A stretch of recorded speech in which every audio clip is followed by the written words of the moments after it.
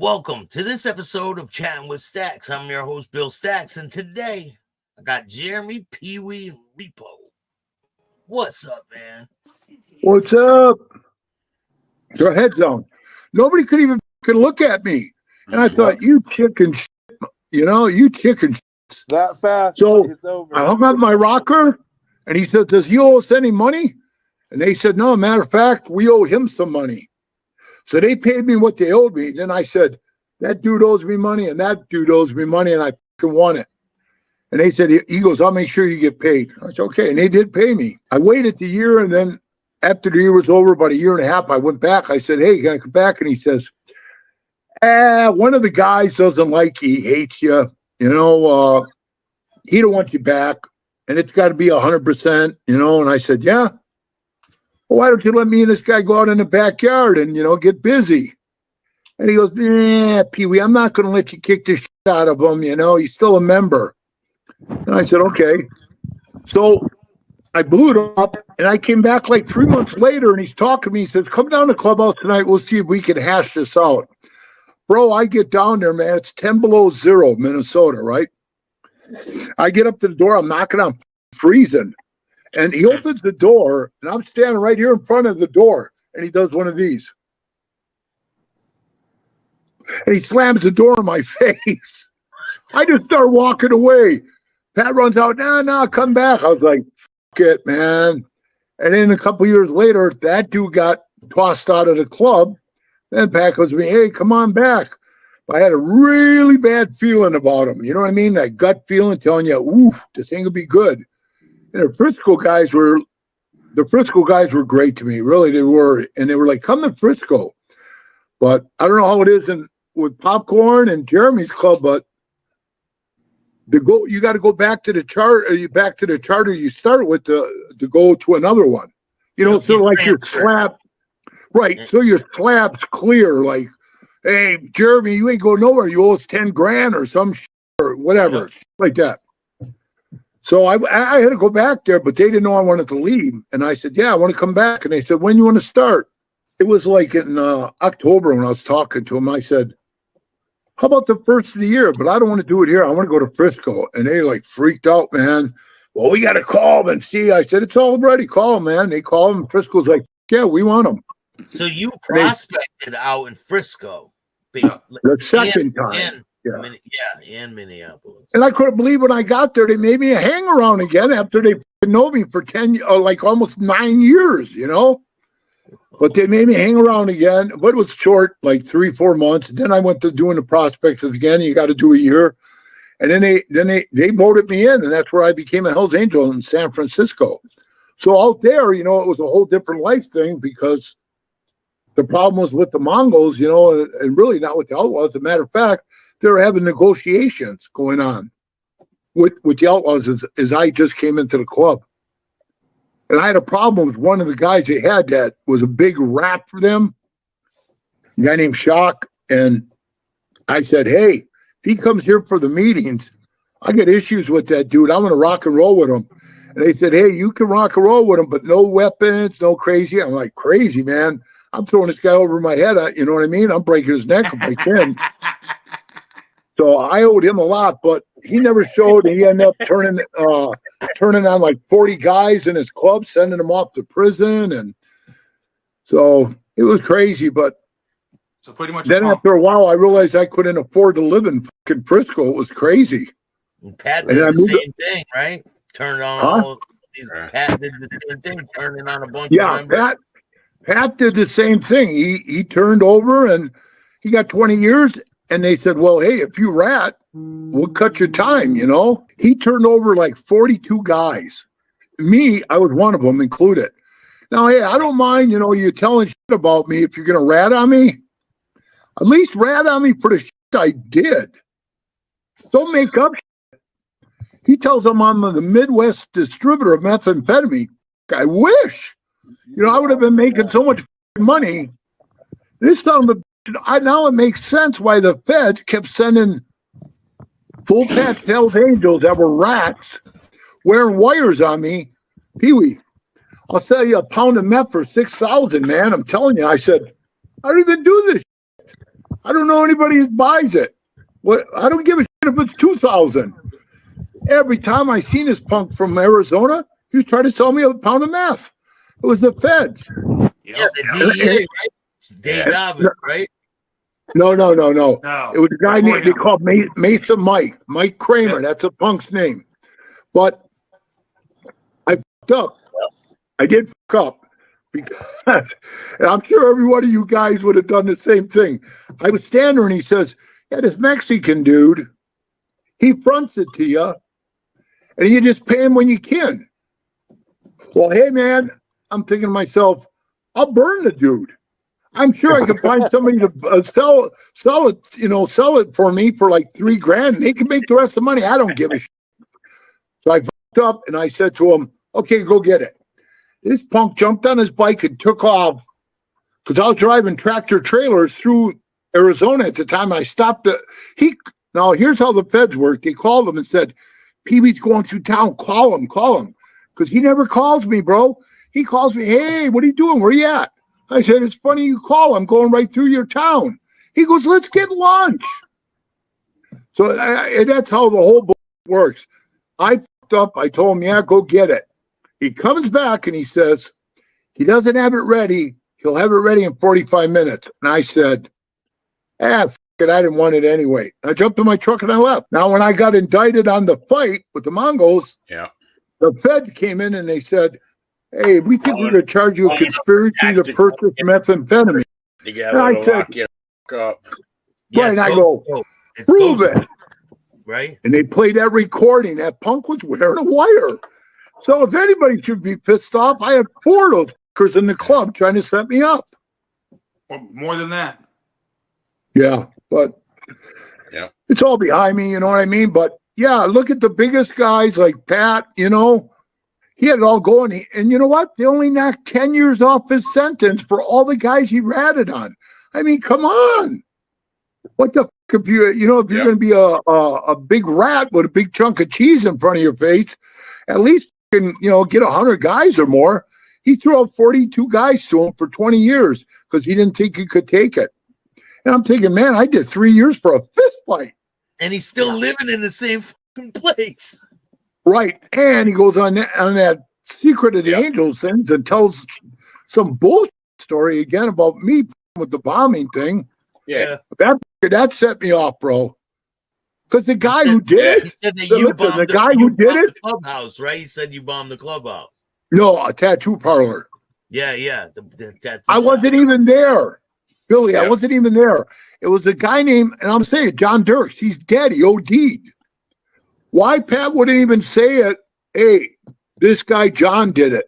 No, man, he still has it out for me, and he says, "Who better to send but the trust? To see his loyalty." Prospect PeeWee. I'm like, what? And I was watching the show. I was like, you mother. So yeah, I can see why those guys would be pissed off, the Outlaws. But I'm telling you guys, I didn't do it. He's probably one of the figures that they'll kill you or something. The Outlaws will kill you. He's putting that info out there.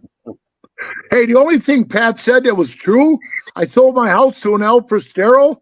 He did his time. He did 30 years in prison for this, for selling meth. I sold to him under the table cash. And like a dumb fucker, because you think you're trusting all your brothers, Pat says, hey, man, I went to his going away party when he's going to prison. I think he was already rolling. He already had a bite of that cheese. I said to him, man, bro, 20 years, that's a long time. And he says, well, you know what, PeeWee? You do the crime, you got to do the time. I said, wait a minute, did Tony Beretta say that? I thought it was a Beretta saying. And he goes, yeah. And I said, well, you're a true man, bro. You take that 20 years. Not knowing that I was making a deal. And he says to me, what are you going to do at your house in Minnesota? I said, I already sold it. To who? I said, the guy's name. And he goes, oh. I said, yeah, he paid me a cash deal. We're done, man, because of the way he works, he doesn't have a job. And he goes, that's cool. When I got my indictment papers, it was in there. Oh, yeah. So I kept waiting for the IRS to knock on my door. But, yeah, bro, it's heartbreaking, man. And I'm sure all these guys have their horror stories of what you say, hey man, these are all my brothers. I love my brother. I trust them all, but you can't trust them all, and it's hard to trust again once you get by one guy, right, Jeremy? And PopKorn knows too. Once you get, you're a little gun shy, but you got to suck it up and go. We got to do this again, hoping this guy is more solid than the last punk that wore a wire on you. And now you find out this guy's the same way. Look at PopKorn's situation. Dude crashes this bike and lies right through him. I know. I told her in the beginning. That was like my very first day as a member. You know what I mean? And he straight up lied to PopKorn. Told him, I don't know. Come on, you're only motherfucker riding it. Wow. Yeah. I mean, I don't know what the guys get off thinking that they don't. Just have enough balls to tell the truth, man. I mean, whatever happens, hey, bro, fucking point. It's how you deal with it. You know what I mean? I say the truth sets you free, man. I tell people, you want to be in this club a long time? Yeah. Don't ever lie or steal or cheat. You know what I mean? Just be honest, man. Just be honest. And there was guys, PopKorn, that I would tell. I already knew what they did. And Jeremy knows a guy, Trey. He was spun out. Now, I thought it was meth, but he was on Adderall. And he was running our T-shirts, bro. He broke up with his chick, which was his accountant. She brought over the paperwork and showed me he ripped the club off for $40,000. I was wondering why the we didn't make any money off the T-shirts. Dude, hey, I had the guy come to me and he says, hey, I don't know how to tell you this because I'm so embarrassed, man. I had to take a job out working nights at McDonald's, and I just don't want none of the guys to find out because I'm working fast food. So I feel bad for the dude or whatever, but he moves into a nicer house. He buys a brand new bike. He gets a fucking nice car for his old lady. And what McDonald's, by the way, you know what I'm saying? Going tomorrow, apply. It came out in the wash that he had his hands in the money pot. You know what I'm saying? And doing what he was doing to the nation out of dollars and put them in his own pocket. You know what I'm saying? Wow. Yeah. You know what I mean? That goes down the road as soon as it's exposed. But, if I was going to be the tough guy, I would not pick a 1% motorcycle club to start finger. You know what I mean? Come on, man. No, come on. And you said it. Right. And you said it yourself, PopKorn, in that interview I saw. You said they put you like as a treasurer and you didn't need their money. And because you know why though? You're solid, bro. Me, I'm not saying I would have stole the money. I just didn't want to handle it. So that's why I never ever wanted that job, Yeah. I mean, if there was a ton of money rolling around, but I mean, maybe larger chapters or something are doing more dollars or whatever. But I mean, dude, by the time you throw a party, sell a bunch of T-shirts, you done drank all the profit. You know what I mean? Right. I've never seen a party make money. Breaking even was celebration. Right, bro. And paying dues. Everybody's like, hey, what do you pay for dues? In Vegas, we were paying $50 a week. That's $200 a month, bro. For everybody's like, there. And how many members were there? $50 a week. How many members? 12. 12 members. The more the chapter is going to need to lean on. Don't forget the idiot. Don't forget the prospect dues. Hang around. Yeah. That's and then all the idiot assessments. 12. That's $600 a week. That's $600 a week. Yeah, this week 300, next week 500, the week following. That's 19. That's $20,000 a year. Yeah. I mean, no, that's tipping the waitresses, man. I mean, don't start getting your head too deep into the money. As soon as I came around the lifestyle, all the titties and beer and fun was cool, but that little brain in the back of my head was going, the Wizard of Oz is rich. You know what I'm saying? There ain't no way in hell. And know what? That gets you back to. Oh yeah. So hey, check this out. you know how society is ran off of hate, right? Black, Right. white, poor, rich. You know, they train you to hate the other guy, right? Well, that's just a control tactic. You know, as long as they got your groups whittled down, you're easier to handle. You know what I'm saying? And Yeah. I feel like it's the same thing with the motorcycle clubs. I wouldn't be surprised if there was 10 Wizard of Oz's, one from each faction, sitting back on a giant stack of cash and saying, "Did you get your guys to hate my guys this week? Cool, job well done." Because as Yeah. long as everybody's fighting, nobody's getting along. You ask a 1% biker what his purpose is for doing what he's doing, and the only commonality is going to be the enemy. That's it. That's the only commonality. Some dudes are in it to ride a bike. Some dudes are in it for this. Some dudes are in it for that. But everyone will tell you the op. Right. That sounds like a force-fed message. Yeah, PopKorn's right, man. PopKorn's right, 100%. I'm gain just as those guilty people, of it, right? You know, I was out front of the Harley shop one day, and I had patchitis. I was a new member, you know, and there was a guy who was in a different club, you know, a pretty respected high faction. He put the olive branch out there. I go to get on my bike. First of all, I thought I was tough just because I was walking over to him to get on my bike while he was standing right there. You know what I mean? Watch this, guys. I'm going to go get on my bike. I don't give a fuck if he is standing right there type shit, you know? And then the dude, he must have had some years on him in the club because he goes, "Hey, sure is a nice day today."